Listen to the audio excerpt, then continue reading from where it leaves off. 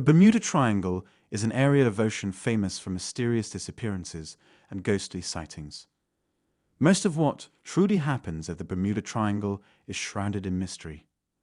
But in an area of southwestern Vermont, there is a town that has also experienced some strange and unexplained disappearances.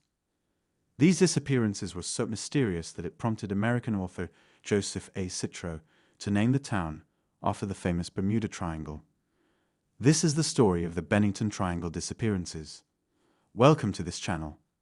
Today, we're going to take a look at the Bennington Triangle case. Before we go any further, if you like true crime stories, please like, share, and subscribe to get notified about our latest videos. Now sit back as we dive into the story of the Bennington Triangle. Our story begins between 1945 and 1950, when several people mysteriously disappeared in the surrounding areas of Bennington, Vermont. The first disappearance occurred on November 12, 1945, when 74-year-old Midi Rivers disappeared in the vicinity of Long Trail Roads and Vermont Route. Rivers was on a weekend hunting expedition up in the mountains with 4 other hunters. On the morning of November 12, 1945, Rivers and his son-in-law, Joe Lawson, were traveling together when they came to a fork in the road. Rivers and Lawson would split up at this point, with Rivers informing Lawson that he would just be going a short distance before joining them at camp for lunch. Little did anyone know that this was the last time they would see Rivers. After waiting for hours without Rivers showing up, the remainder of the hunting party would start searching for Rivers at 3 p.m. When they failed to find him, they promptly contacted the authorities. When officers searched the area, the lone piece of evidence recovered was a single rifle cartridge that was located in a creek. It was assumed that Rivers had leaned over and the cartridge had fallen into the water from his pocket. What made this disappearance even stranger was the fact that Rivers was a seasoned outdoorsman who was familiar with the neighborhood and should have had no problems finding his way back if he somehow got lost. Just over a year after the disappearance of Midi Rivers, the Bennington Triangle claimed its second victim. On December 1, 1946, 18-year-old Paulin Welden disappeared while on a hike. That day, Weldon, who was a sophomore at Bennington College, decided to hike down to the Long Trail. Anna Whitman, a worker at the Bennington Banner, was one of the last people to see Weldon alive. She said that Weldon had asked for directions to the Long Trail. She also noticed that Weldon did not have a jacket on during the trip, despite the outside temperature being around 50 degrees Fahrenheit. Weldon was also seen by an elderly couple. The couple were about 100 yards behind Weldon while she hiked. They claimed that she turned a corner in the route and had vanished by the time they arrived at the same spot. That was the last time Paulin Welden was ever seen. A $5,000 prize was put up, and the FBI was invited to assist in locating Weldon. Sadly, despite all these efforts, Paulin Welden was never found. James E. Tedford went missing on December 1, 1949, 3 years to the day after Weldon vanished. This was the third disappearance occurring in Bennington. Tedford was a veteran who lived at the Bennington Soldiers' Home. On that fateful day, he had been visiting relatives and was accompanied to a local bus station where he boarded a bus to Bennington. Sadly, he never made it to the last stop. According to witnesses, Tedford got on the bus and was still aboard when the bus got to the last stop before Bennington. But somewhere between the last stop and Bennington, Tedford mysteriously vanished. An open bus timetable was found on his vacant seat, and his belongings were still inside the bus. This unexplainable disappearance made it seem like James had suddenly dematerialized while he was in the bus. Considering this claim, Tony Jinks said the popular conception is that he vanished into thin air while on the bus, but like many missing person stories, there's a gap between when he was last seen and when he was reported missing a week or so later.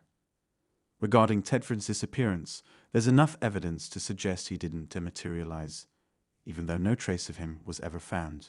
Sadly, these tragic disappearances were still far from over. The fourth disappearance occurred on October 12, 1950, when Paul Jepson, an 8-year-old boy, was riding in a truck with his mother. His mother left him for about an hour while she fed some pigs. When she returned, Paul was nowhere to be found. Search parties were immediately formed to look for the 8-year-old Paul. Strangely, the search parties found nothing of Paul's despite the fact that Paul was wearing a bright red jacket that should have made him more visible. Sadly, nothing was ever found. What makes this case even more mysterious is one story stating that the bloodhounds used in searching for Paul tracked him to a local highway, where, according to local legend, Weldon had vanished 4 years before. Not a single trace of the boy has ever been found. Freda Longer was the 5th victim of the Bennington Triangle. This disappearance occurred on October 28, 1950, 16 days after the disappearance of Paul Jepson.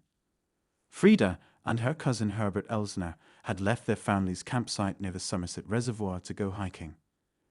But when they were just 100 yards from their campsite, Frieda slipped and fell into a stream.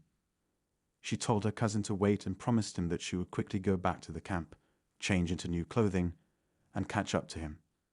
Sadly, just like the other victims of the Bennington Triangle, this was the last time anyone would ever see Frieda alive. On May 12, 1951, Langer's body was found 3.5 miles from the campsite in the eastern branch of the Deerfield River. No cause of death could be determined because of the condition of her remains. Freda Longer is the only victim of the Bennington Triangle whose body was found. After the death of Freda Longer, 2 more disappearances were recorded in the Bennington Triangle. The first was Martha Jones, who vanished on November 6, 1950. When Martha disappeared, her parents initially delayed before reporting to the authorities as they believed she had run off with her boyfriend to Virginia. However, when the parents got in contact with the young man, he told them that he hadn't been in contact with Martha. This led to a massive search effort near the Glastonbury area within the next few days. However, just like the other victims of the Bennington Triangle, nothing turned up.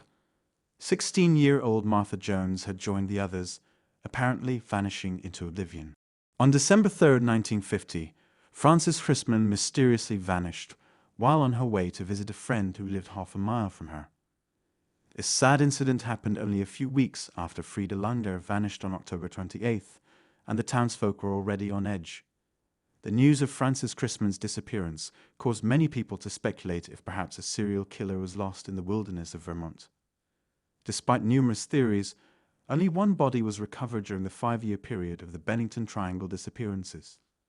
Today, over a half-century later, the remaining victims of the Bennington Triangle have not been seen. What makes this case interesting is the fact that the only link between all the victims was the general geographic area and a specific time period. This has led to people coming up with various theories to try and explain the mystery of the Bennington Triangle. The disappearances of the Bennington Triangle would be popularized by American author Joseph A. Citro in 2 books. One of the books, named Shadow Child, discussed each of the disappearances in length, as well as the items of folklore that have surrounded the region of the Bennington Triangle. As we remember and pay our respects to the victims of the Bennington Triangle, we are left with the same questions that the investigators and inhabitants southwestern Vermont had over a half-century ago. What truly happened at the Bennington Triangle? Were the disappearances a result of a missing serial killer or alien abduction? Or were the disappearances at this location simply a string of sad coincidences and unfortunate accidents? Sadly, we may never get to find out the truth behind these pressing questions. What do you think was responsible for the disappearances of the Bennington Triangle? Feel free to share your thoughts in the comments below. And please do not forget to like, share, and subscribe if you found this video enjoyable. Thank you for watching, and we'll see you in the next video.